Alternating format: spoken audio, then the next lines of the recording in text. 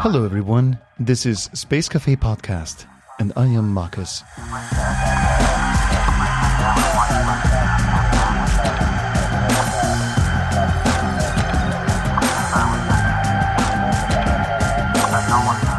Today we dive deep into the existential queries that straddle the line between our cosmic ambitions and our earthly origins. Because as humankind stands on the verge of venturing into interstellar territories, we pause to ask, how on earth did we arrive at this critical juncture? We're not just talking about the cusp of becoming a multiplanetary civilization, but also about our species' near miss with extinction right here on Earth. New scientific research paints a harrowing portrait of our past when a bottleneck event occurred around 930,000 years ago that decimated human numbers, and now listen very carefully because you won't believe it. This event decimated our human numbers to merely 1,280 reproductive beings. Yes, you heard right. 1,280 human beings. The very fabric of human life and diversity was at one point hanging by a thread, literally. Now it seems we're standing on another precipice. On one side, we face the self-inflicted risk of extinction for myriad reasons. And on the other, we confront an enormous yet thrilling experiment, life beyond Earth. Yet, as aspirational as it sounds, one crucial question remains largely unaddressed, even by science fiction. How do humans procreate in the cosmic frontier? Current studies indicate that a mere 22 individuals could kickstart humanity anew on a planet like Mars, but the mechanics of human reproduction in space present unexpected challenges, ones that go way beyond simple biology. Joining us today to shed a little light on this fascinating subject are two leading experts, Dr. Alexander Layendecker from the Astrosexuological Research Institute and Dr. Egbert Edelbroek from Spaceborne United. Together they'll explore the mysteries, challenges, and yes, the juicy details of ensuring that sex in space doesn't become an obstacle in our quest to be a multiplanetary species. So buckle up, my friends, because today's episode promises a journey into very natural needs and equally natural yet extraterrestrial obstacles. Let's go.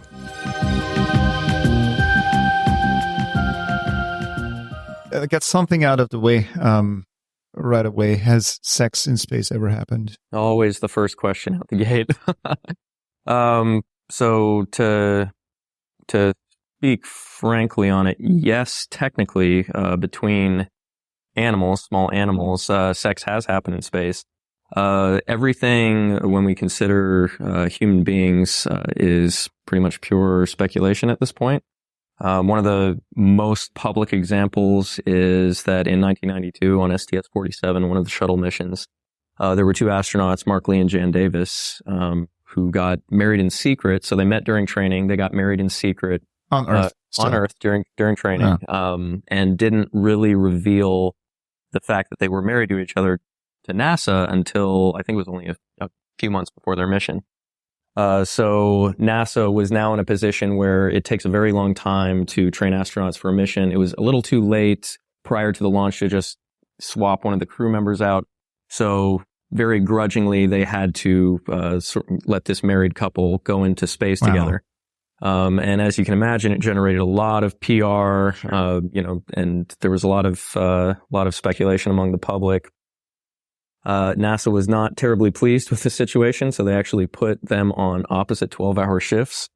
But they were, for the record books, they were the first married couple together that was in space, in a space environment. And I forget how long the mission was. I want to say it was 13 or 14 days. I could be long enough. I could be off the mark there. And I believe Mae Jemison was also on that mission. That was back, as I mentioned, in 1992. So early 90s, and it was, sort of from a PR tabloid perspective, it juicy was time. A little bit of a nightmare, all the salacious accusations going back and forth. And since then, they have, both those astronauts have had to deal with, sort of the PR fallout from that ever since. So I know that they do not like to talk about it. But there was a married couple in space. So, people tend to speculate there. Personal opinion, just knowing the nature of astronauts, especially U.S. astronauts, is that probably nothing happened. Astronauts are very much breaking barriers type of individuals, very high performance individuals. But they're also exceptionally professional, and that's how they get to the point that they do. So looking at it, I don't know that having worked that hard to get to the spot that they were at, that it would be worth the risk of, or infuriating further, sort of their superiors at NASA. That being said, they're adults, and most NASA astronauts, the ones that I have met, are fairly down to earth people. Very, very intelligent, and open folks, good to talk to. So they would not have had any issue with it. But again, remember, mission control tends to monitor vitals and everything else as you're up there. So would they see it? It depends. So if you're on your, if your vital monitors are on at all times, then there's a decent chance that, mission control will be able to see it, and possibly spikes. We don't know. If you have a spike in your heartbeat and mission control catches that, the doctors that's there in the room say, "Hey man, your heartbeat's elevated. Yeah, are you okay?" And so they'll tend to talk you through. That's mostly for when folks are doing EVAs and they're outside the space station or the spacecraft, conducting a repair or something like that. But that's an American example. The Russians, my personal opinion is that if anything has ever happened between humans, and whether it be heterosexual or homosexual, however, if anything has happened between two humans up in orbit, it has probably been between two Russians.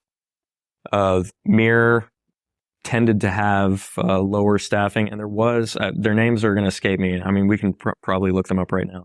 Mir had two astronauts, and we mentioned this in our talk yesterday at South by Southwest, that had an overlapping schedule, about 6 months of overlap. It was a very attractive female cosmonaut and a very attractive male cosmonaut, and their public also was tittering about that. Both were married to other people on Earth, but space is a very isolated, kind of confined place. It's a very sort of forced intimacy, whether you like it or not, in terms of, you have less privacy. And those are the only human faces that you're really getting to interact with over a very long period. So, things could happen. But again, this is all speculation as far as human beings go. Russians have been known to bring alcohol and pornography up to the space station. So they're a little more open-minded about it. And Russian culture sexually is a little more forward. It's beneficial when tension builds up to have a little bit of relief. Yeah. So, and it is also, I would say, impractical to suggest to sexually functioning, fully healthy, adults. Not be sexual. That you cannot do anything sexual for this entire 6 months or a year that you're on the space station. First off, physiologically, that's not practical.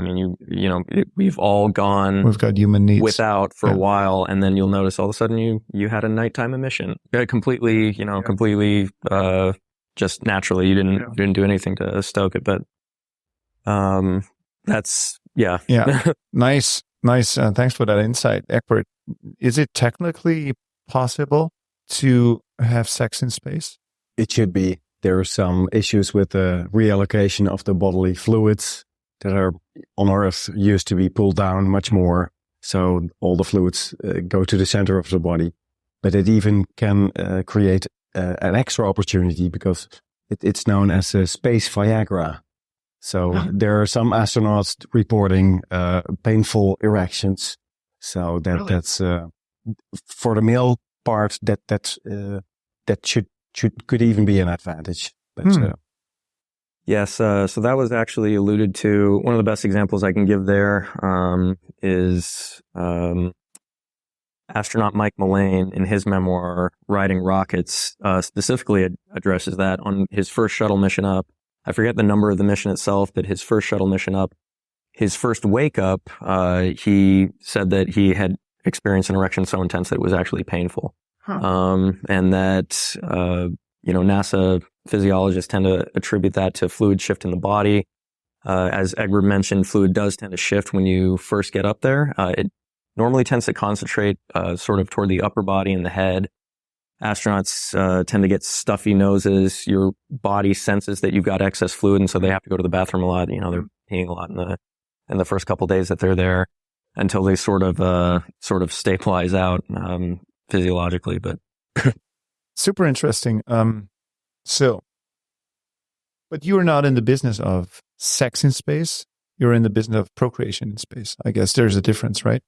So it depends on which of us that you're talking to. So I'm the director of the Sexuality Research Institute. It's a nonprofit research network of individuals, organizations, all specifically garnered toward studying human sexuality factors, human sexual health factors, behaviors, and reproduction in space. So we're sort of a wide tent, whereas Egbert is specifically focused on reproduction through the IVF channel. So both of us are looking at enabling, or we hope to enable, human reproduction in space and get answers to a lot of these questions. ASRI as an organization is a little more broad in terms of its focus, because we care about all the aspects of the human sexual spectrum. Right. Egbert, how far is science in your field of research? Has there ever been a species that procreated not on Earth? Yes, there are several species, especially the mice and rats, I believe. There's been rodent studies. So yes, there have been these species procreating in space and being brought back to Earth to study the pups. Any learnings from that? Already? Yeah, the vestibular system seems to be impacted a little bit. So there is this backdrop test, and they see how the mouse pups react to it, and if they land on their feet quickly, if their reflexes are the same. And they're compromised a little bit, but it restores after a few days. That's one example. It's possible that Alex knows about other. So there have been a number of biosat and shuttle experiments involving rodents. I like to, when I talk about the subject, there have been many different animals that have been tested, very small animals. I mentioned the Medaka fish earlier, gnats, quail eggs have been, I don't like to talk about the quail eggs, but different animals that have been brought up. But I like to focus specifically on small rodents and mammals, especially the live experiments. There have been a number of live experiments. The first one was actually a Roscosmos experiment in 1979. It was Cosmos 1129 was the mission, and they sent a biosat up that had live rats in it. I believe it was 5 females and 2 males, and they had confirmation that the rats mated, but fertilization did not occur. So the rats did not become pregnant, which indicates there may be, there could be all types of issues in terms of sperm binding with the egg, healthy zygote being able to travel to implant in the uterine wall. It seems that if fertilization did occur, then the zygote, the embryo effectively just dissolved. So a bunch of concerns are brought up just by the findings from that experiment. But if you look at further experiments that were later done by NASA, sponsored by the National Institutes of Health, there were a number of mice and rat experiments that went up on shuttles in I believe it was the mid to late 90s. So you had Rodent 1, 2, and 3, and you also had Neurolab. The findings from that, so Rodent 3 and Neurolab focused primarily on postnatal growth in rats. So they had live rat pups in groups of 5-day-olds, 8-day-olds, and 14-day-olds. And the mortality rate among the 5-day-olds was 90%. So it was quite significant. That statistic flipped with a difference of only 3 days. The 8-day-old group had a mortality rate of 10%, so 90% of them survived. and then the 14-day-olds all survived. So just that short period of postnatal growth proved to be fatal for a massive percentage of the smaller rat pups, the younger ones. Looking at it, there were a lot of other negative effects when you looked at rodents 1 and 2 and the earlier section of Neurolab, that they sent pregnant rat mothers into space, went through part of the gestation period. I think I want to say rodent 1 was from day 9 and then it was about 11 days long. So day 9 to day 20. Almost right when they were about to give birth, and then they were brought back down. And rodent 2, I want to say, was day 11 to day 20. So that was, roughly 9-day experiment. As opposed to the control groups, the rat pups that were born out of that were significantly underweight compared to the control groups. They had developmental abnormalities, neurovestibular issues. Egbert brought a little bit of that up earlier. And there was an issue with hydrocephaly, so water on the brain. So there are all types of physiological issues that came up during exposure, microgravity exposure, radiation exposure. From the data that we've seen, those two sort of tend to work in concert together synergistically and create negative effects for mammals. And that's what we've been able to observe in mice. Any positive effects? Any positive effects? Whatever positive means. In comparison to controls, no. Everything has tended to look quite detrimental. Now, that's not to say that there are not mitigation steps we can take to cancel some of those effects out. There are ways of generating artificial gravity, centrifugal force, using that to generate a gravitational effect. Radiation, obviously, we can put shielding, but shielding has to be very thick in order to sort of afford you the same protection that you might get if you were standing on the surface of the Earth. So we've got two big things that protect us from all the radiation that you're going to experience in orbit and space. So you've got the magnetosphere, which is generated by, our metallic spinning core that catches most of the solar particles that are coming off the sun, or galactic cosmic radiation that's just coming from the rest of the universe itself, all those ionizing particles that can strip through and destroy bonds and create cancers. How far are we from starting to procreate in space as humans? We were talking about mice, etc., and rodents. How far is the human experiment? So reproduction is, of course, not just one event. It consists of different separate stages of reproduction. And the very first stage, conception and early embryo development. With humans, we are planning to do in 2028. So it should be able to do that in this decade to enable the very first human child that was conceived in space. Okay, wow. But unfortunately, you have to run off to a panel right now. Yeah. Okay, so Alex is going to stay for the rest of the session. So thank you, Egbert, so much for taking the time. My pleasure. I hope to be back sometime soon. Yeah, absolutely. Before 2028. Exactly. Alex, what are the issues now talking about human trials 2028? That's a little time still. What are the issues when it comes to human trials?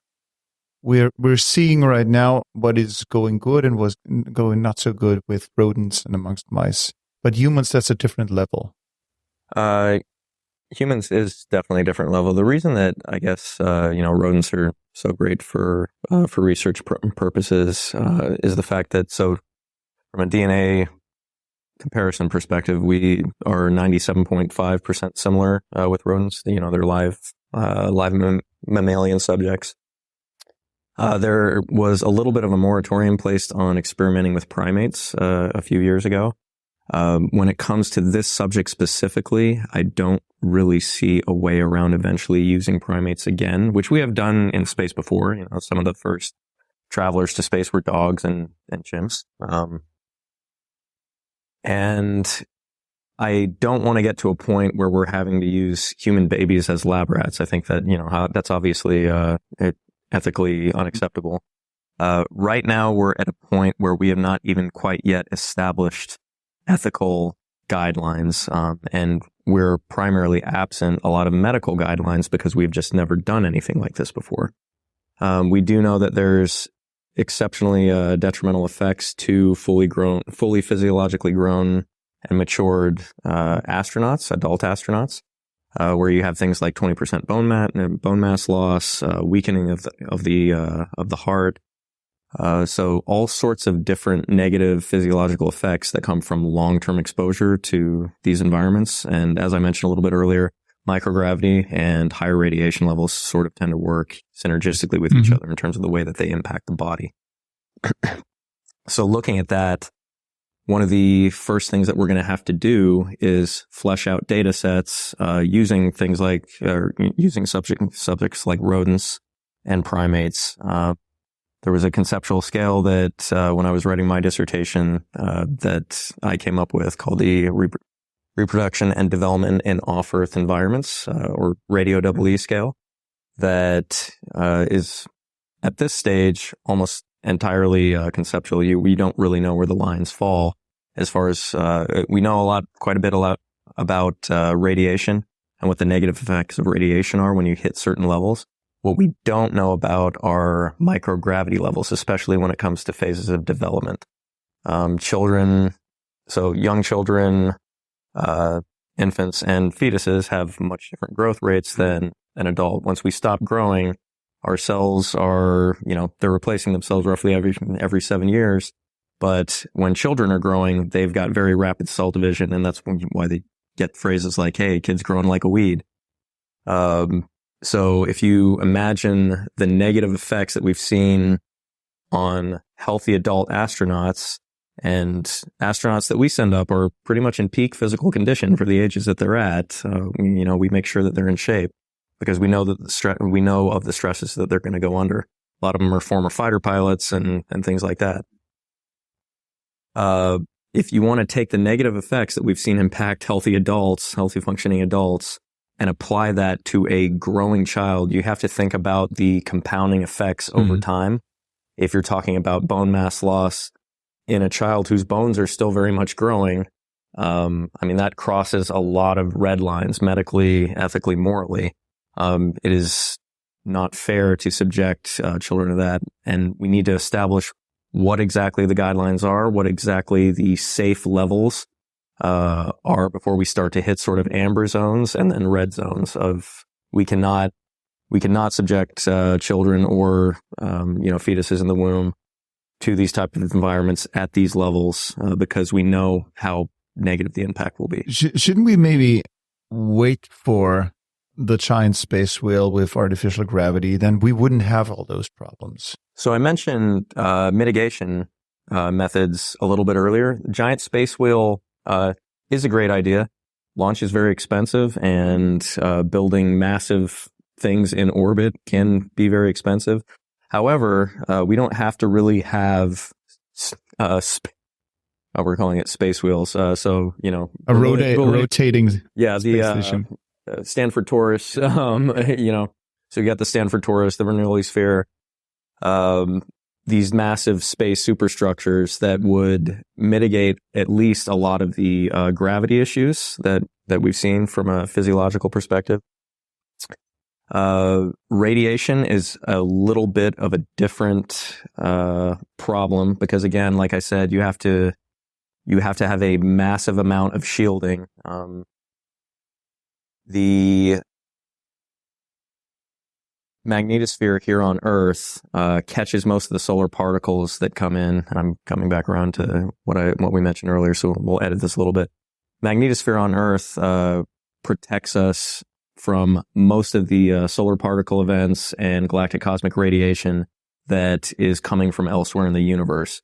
A lot of those particles, those ionizing particles that can strike you and cause cancer, tear apart bonds, will get caught in the Van Allen belts and not penetrate down to Earth's atmosphere.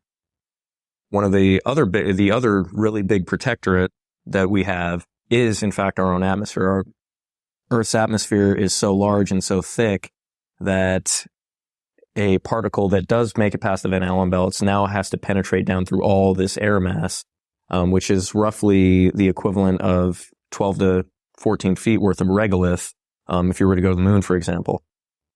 So there's a great chance that that ionizing particle, as it comes down, is going to hit an air particle and be neutralized before it ever makes it down to the surface. Some of them do, but it's a relatively low amount for what we know is coming from outer space. So we have effectively been given this. Mother Earth provides us with this wonderful cocoon in which we've been able to biologically develop and flourish all the way from single cell organisms to what we are now. And we've done that over the, course of roughly 4.5 billion years life, since the formation of Earth. So to recreate that in space is going to be an exceptionally expensive and complex project. It is, I think, doable with some of the technologies, and as we're able to grant more mass access to space. I've had a mentor in the past, still a mentor, Dr. Jim Logan, who is NASA's chief medical officer at Johnson Space Center. He was the chief of aerospace medicine. So he's sort of a personal physician to a lot of these astronauts, knows them very well, knows the effects well, is, one of the top folks in the world for knowing the negative impacts. And he actually drafted a paper, back a few years ago. I want to say it may have been in 2014. Gave a pretty wonderful presentation on it, where he talked about what effectively is, an asteroid or small moon born space station, where you effectively hollow out an asteroid, or you hollow out build your structure on the inside. You build your structure on the inside of it, and it's a rotating structure. So you have a giant superstructure, but it is protected by this mass of rock and material around it. And that provides your radiation shielding, and your gravity, your negative gravity effects are mitigated by the rotation of the structure itself. And then you can now build an Earth-like environment, or at least as close as you can possibly manage to one, inside of that structure.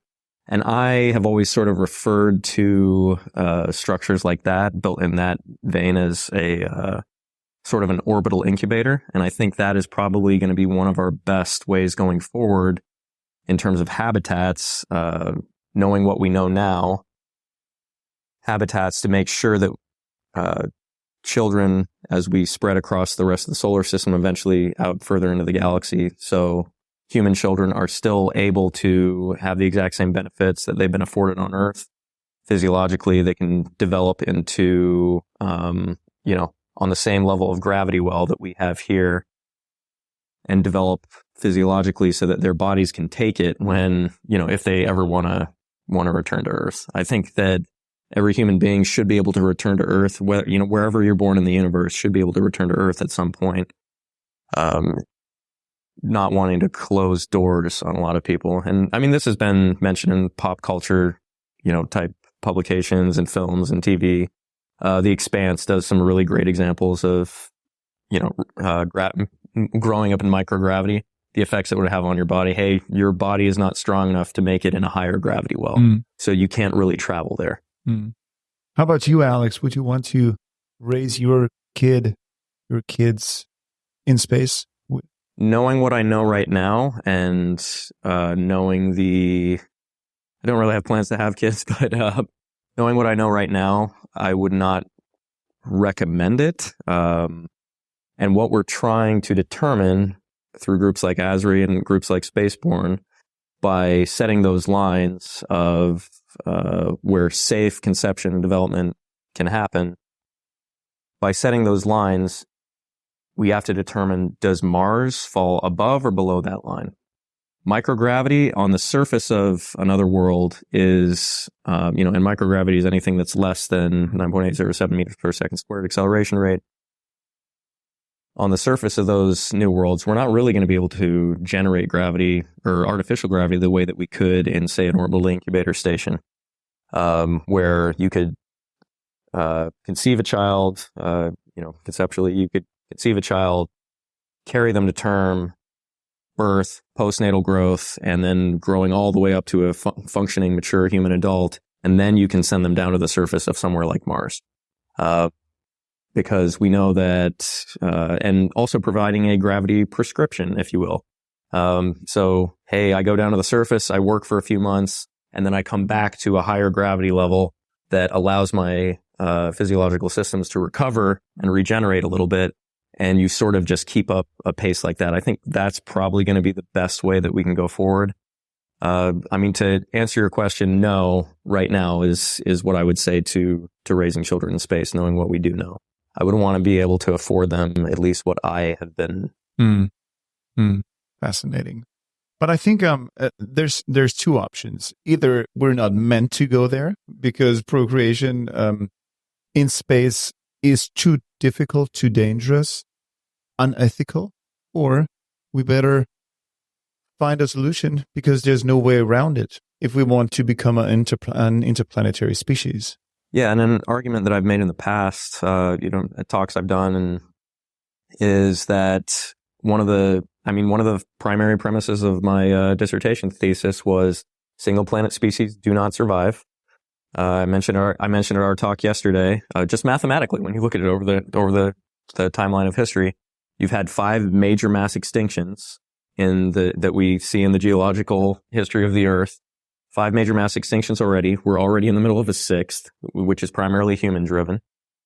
And you always are only one massive calamity away from going extinct as a species. If a Earth-killing asteroid comes tomorrow and hits the Earth, it's game over for humanity.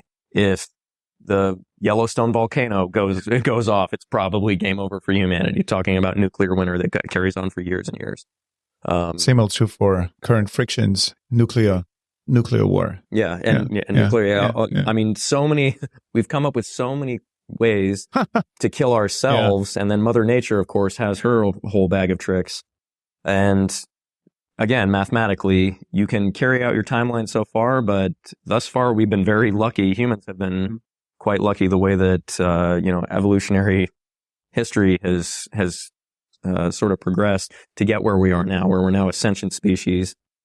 We're able to understand that we're alive and that we're here and intelligent enough to be able to do things like go into space and actually leave the cradle of our existence, the cradle that we were born in. So single planet species don't survive is the first big takeaway.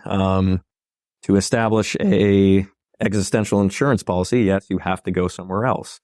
And the closest place that we've identified right now as a secondary planetary home would be Mars. Elon Musk has called it, it's a fixer-upper planet. From a human life sciences perspective, it's a bit more of a fixer-upper because you've got less than 40% of Earth's gravity there. Quite a bit of radiation. Mars does have I think it's a very light magnetosphere, but nothing compared to what Earth has. And that is one of the reasons that its atmosphere was stripped away. I mean, the evidence indicates that Mars at one time was probably a watery world. And life possibly could have even developed there. Some of the missions that are there right now are trying to analyze for microbes and see, hey, maybe there's something in the geological footprint of the soil that shows evidence of that. But unable to sustain an atmosphere, doesn't have the magnetosphere that Earth does, and is, sort of on the edge of the Goldilocks zone. Venus would be, Venus is, they call it Earth's twin. If it didn't have post-climate collapse. Yeah. If it didn't have runaway climate change and, insane atmospheric pressure at the surface, so much so that it crushes any rovers that we'll send down there, Venus would probably be a candidate. I've had folks suggest to me in the past that, hey, we can't live on the surface of Venus. We know that, but perhaps we can live in the atmosphere of Venus if we develop sort of a floating cities, kind of thing. This is almost a Star Wars kind of concept, but you're high up enough where the atmospheric pressure is not nearly as extreme. So those are, obviously the 2 closest planets to us. So we have to establish at least an insurance policy elsewhere. My best take on it is that we should establish an orbital incubator type colony somewhere else that's far enough away from Earth that any Earth calamity won't immediately affect it. but it is a self-sustaining colony and you can sustain multiple generations there. We don't know that for some place like Mars because we don't have the data yet. But by all indications, it doesn't look good. We do know that for Earth. So if you can recreate Earth, even in a very, very small capacity elsewhere, you've established that insurance policy. In terms of talking about whether we should, whether we can do it or not. So there's the question of whether we can do it or not. I think we can. I think there's ways that we can mitigate a lot of the problems with things like an orbital incubator colony. Whether we should do it comes down to it is an ethical tightrope, because it is unethical to go forward without first fully arming ourselves with all the knowledge that we need so that we're not using human babies as effectively lab rats and subjecting them to things that they shouldn't be subjected to, that later is going to affect them in a big way down the line if they even survive. But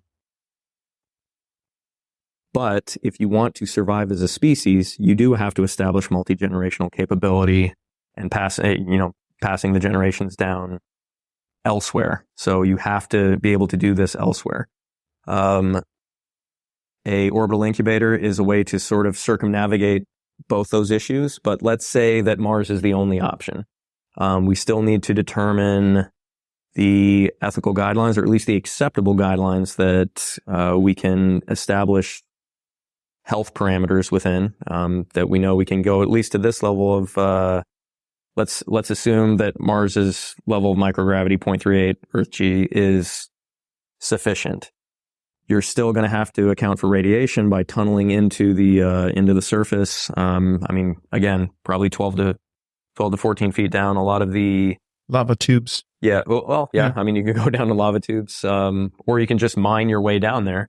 But there's this romanticized version of space colonies on the surface of new places like this. You always see the greenhouses and the houses and the EVAs happening and people trekking across the surface. EVAs are going to have to be fairly rare because you don't want to expose yourself to that level of radiation for an extended period.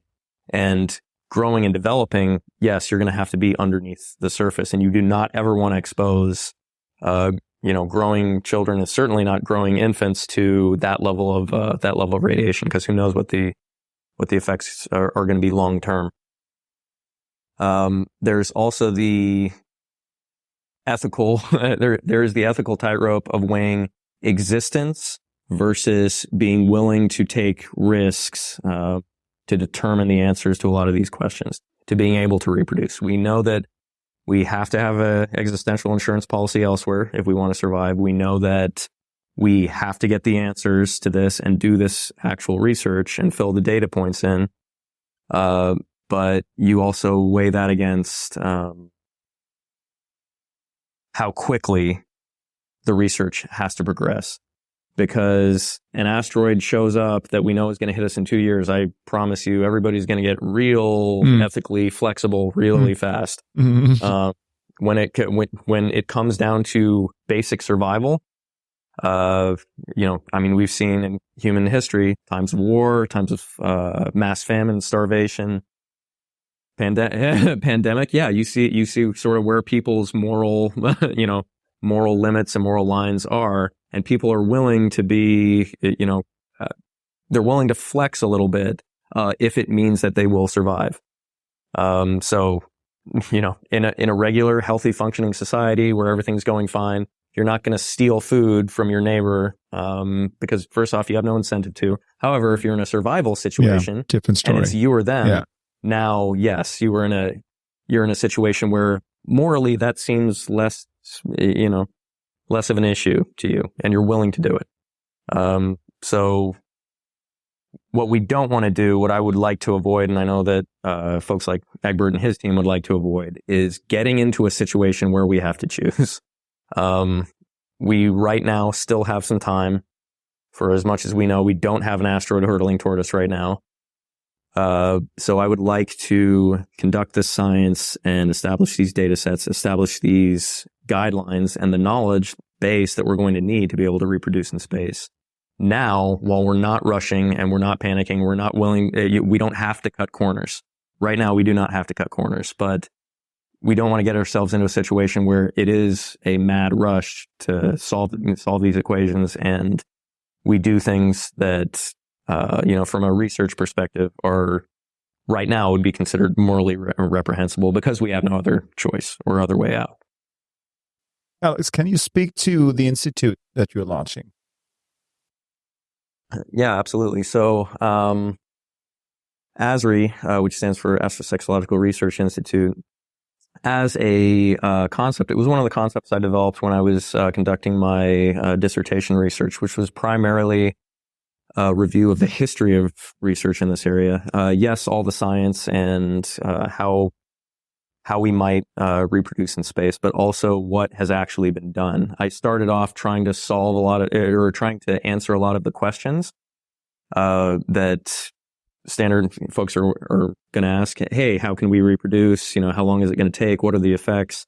And there were some answers out there, but the data was very sort of spread out, very scant.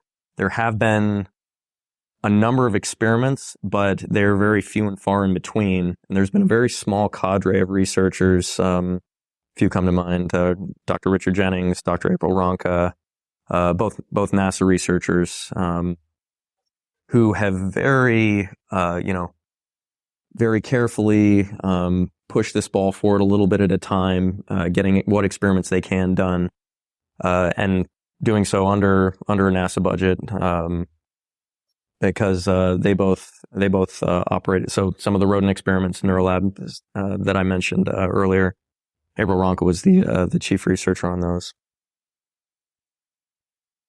But overall, there has been not nearly as much research as has needed to really get a good comprehensive picture. Mostly just to get a picture painted that is troubling. That we know there's probably a lot of problems, and that we still know very, very little about them. So what I wanted to do, recognizing some of the, I guess you could say, geopolitical realities that NASA has to contend with, you have to think about what NASA is as an organization. And again, I mentioned this yesterday in our talk when we were taking questions.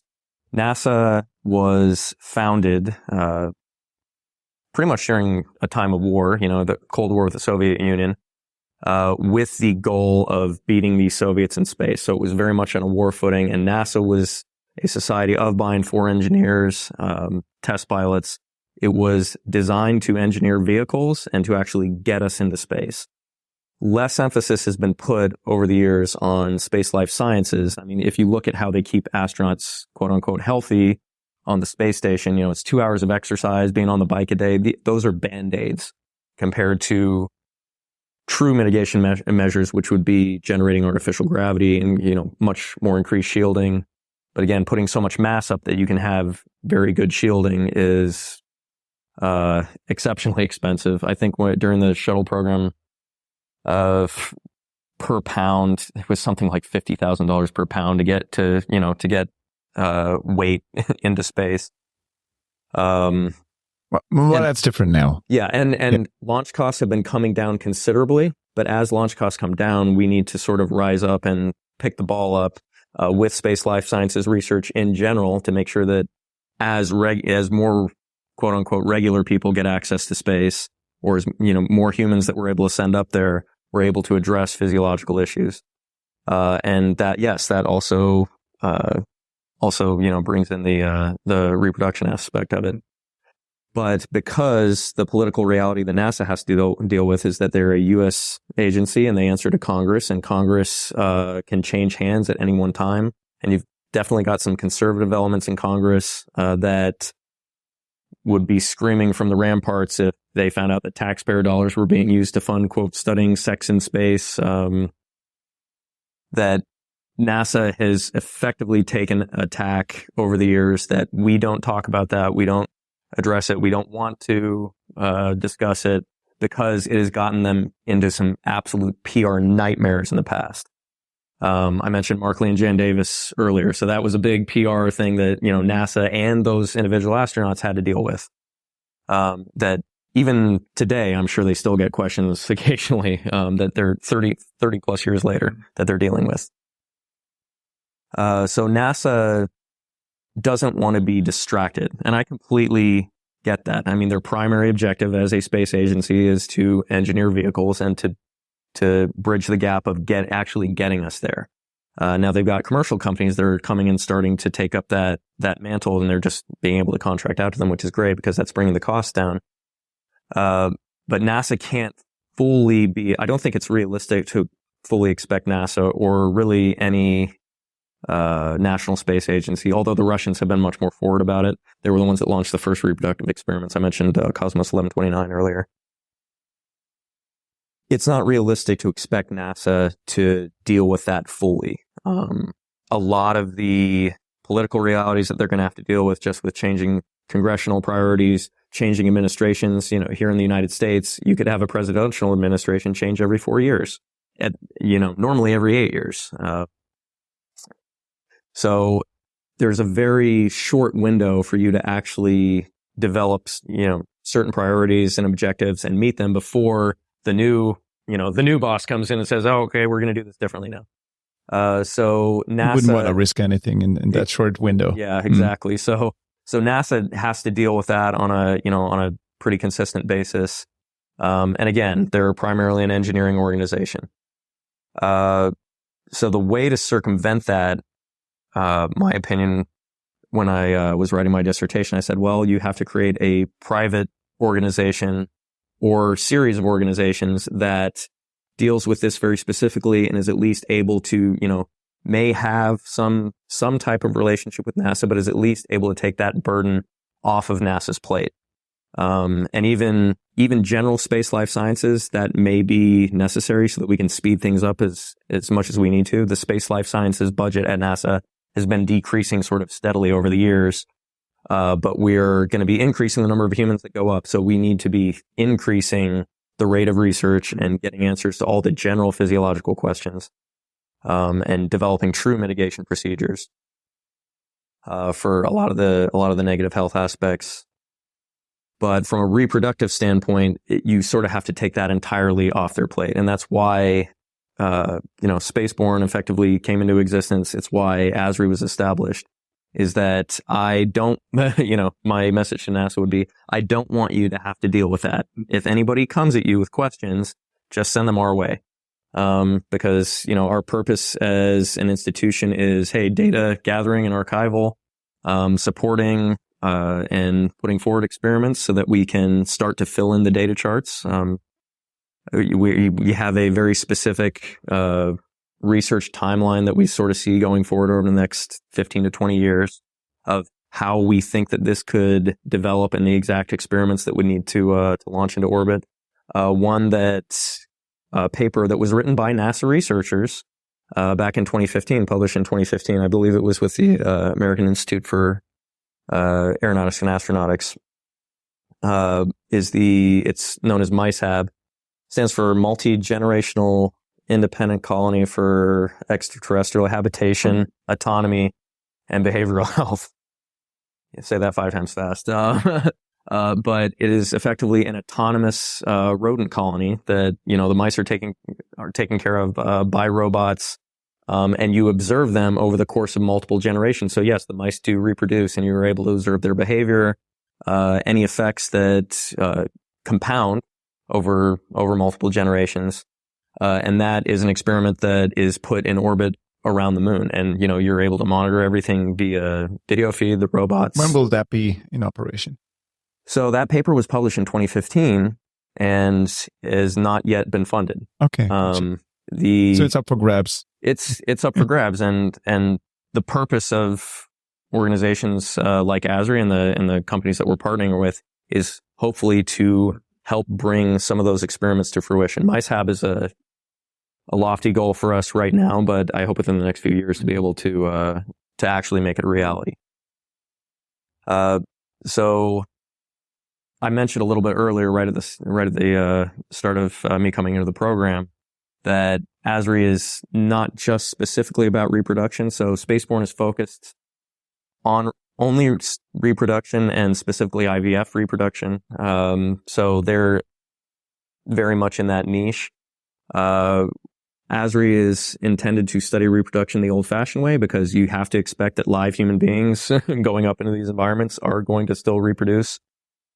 Human beings are human beings, so they're going to, they're driven by sexual desires. They're going to engage in sex. They're going to have relationships, jealousy, all the same things that happen here on Earth, sexual behaviors, norms, non-norms, paraphilias, and things like that are all going to be part of the spectrum as we carry into space. And there's a reasonable, it is reasonable to assume that as we go into these new environments, you're going to see new aspects of human sexuality come out of it. New things will develop. Maybe there is some sort of microgravity related fetish that develops in human beings down the line that just simply wasn't a possibility before on Earth because we were not in those environments. So how far is that research developing? Has there been microgravity sexual intercourse on those parabolic flights, maybe? So the only thing I could probably think of, there was she was a space advocate and poet. She was the inventor of the two-suit, a young lady named Vana Bonta, who we lost a few years ago. She passed away unexpectedly. But she effectively had invented this suit that was designed for couples where you could Velcro yourself to your partner. And they went on a parabolic flight. I forget the company that they were with, but went on one of those, parabolic flights where you get microgravity for about 30 seconds at a time and tried to attempt a kiss. And it took, I believe, several attempts. They were sort of, tumbling just for a kiss. We're tumbling, sort of flailing around. And, Jim Logan in the past has said, that sex in space is probably going to be a wild flailing. You can compare, there's issues of, when you're just floating around, you got different centers of gravity, probably from your partner. Males tend to be larger than females in general. And weight is distributed differently. So yes, you would be tumbling the best way mechanically. I think it's probably totally doable, but mechanically you're going to have to do something like use restraints or straps. And I'm sure there's some people listening who are, hey, tell me more. I'm ready. I do that already. So restraint straps, duct tape is how they actually perform CPR. If they have to perform CPR in microgravity, we use duct tape to secure people to the floor. Sure. Why not use it for something else? Yeah. I mean, there's things that we've had to do in space in the past that provide sort of a framework for being able to engage in intercourse. The surface tension of liquids is different in microgravity. So when you think about all this, the sweat and the bodily fluids and everything else that comes from sex, I could also be interesting, especially when it comes to blood flow, that could maybe even produce different sensations. Yeah, totally. For both, I would say yes, very much possible. Lubrication is another concern because what I mentioned about the liquids and surface tension. So there's all these things that we don't know because we have not practiced them yet, but we can give a pretty informed perspective of what will probably go on. So I think the mechanics of sex in space are relatively easy to figure out. There's ways to mitigate the issues that you have there. The biggest questions are around reproduction and then the ethics that fall there. So the institute, the Sexuality Institute, ASRI, it is called? Yes. So what kind of research is going on right now? Is it on a theoretical level, conceptual level at the moment? It is primarily on the, everything in this field is on the theoretical level at this stage. We're just now starting to get some actual data, using IVF, where these upcoming missions will be able to help sort of flesh the data sets out a little bit. We do have some scant data that has come from past experiments with small animals and rodents, as we discussed earlier. As far as experiments that ASRI is sponsoring right now, we're not currently sponsoring any experiments, and we are going to focus primarily on reproduction initially, But, human sexuality is this massive wide spectrum, and there's all these different behaviors, health issues, things that are going to need to be addressed that are completely separate from reproduction. Humans, when you look at the numbers, 99% of times that humans have sex, it is not to reproduce. People are not trying to have a baby every time they have sex. It's for fun. It's primarily for pleasure. Stress, tension relief, stress release. There's a whole host of reasons. I could go down a bullet list of, 15, 20 reasons why humans will engage in sexual intercourse with each other. So there's that entire aspect, the human sexual spectrum to study and behaviors. So ASRI is going to be focused specifically on those areas as well as they apply to outer space environments, because things are going to be very different in these environments, especially when you consider space colonies are very much going to be micro societies. You got a very small number of people there, limited choice of partners, and people with people who may have different preferences, and you're going to have to find some form of outlet. So one of the folks I had on my panel yesterday, Dr. Simon DeBay, he's a psychologist and he had a background in aerobotics. So eroticism as it combines with robots and how that's going to affect humans going forward. And that may be something that we see develop more in space environments, especially if you're sending out a lone astronaut on a mission into deep space, and because you have to have a human on it. But they have don't really have any companions. So we provide them a robot companion, whether that be AI or whatever it is. I mean, really kind of getting into the realm of science fiction, but it is now sort of getting into reality. Alex, I'd love to keep this conversation going and I have bazillions of questions still, but unfortunately you have to run to a meeting. Happy to always do a follow up. Things are starting to pick up steam in this area, especially. So I got two questions still, very short ones. Question number one, for your upcoming space journey, if you want to go to become an interplanetary person yourself, you want to go into space, just very theoretically, it's going to be a very boring journey to wherever you want to go. Which tune would you bring with you? And we will put that tune on a Spotify playlist. Which tune would I bring with? Okay, so one of my favorite, and we'll make it related to space, or at least it sounds like it's related to space. One of my favorite songs to listen to right now, whenever I think about this area, is by a 90s alt-rock band called Hum, and it's called Stars. Good. Stars by Hum. Good. This would be it. And the opening line is, she thinks she missed the train to Mars. She's out back counting stars.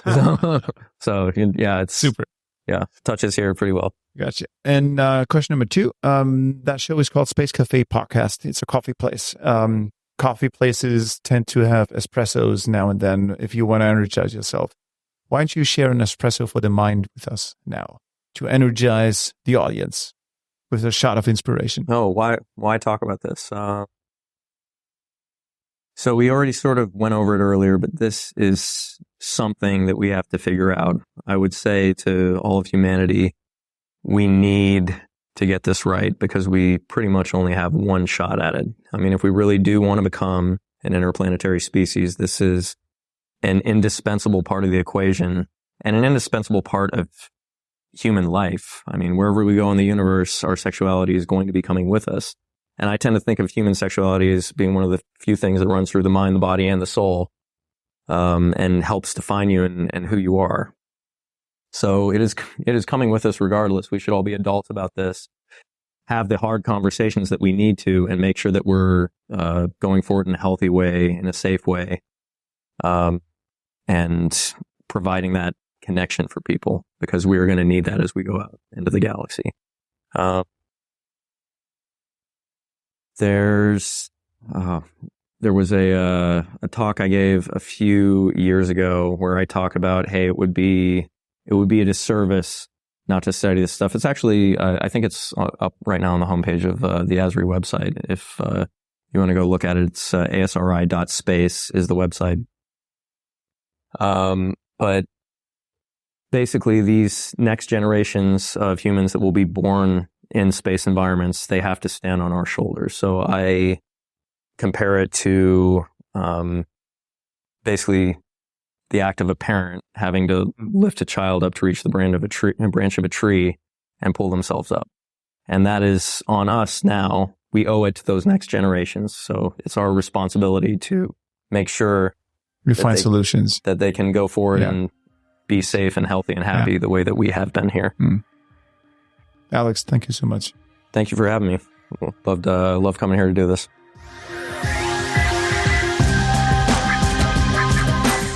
Well, folks, we reached the end of yet another fascinating episode of the Space Café podcast.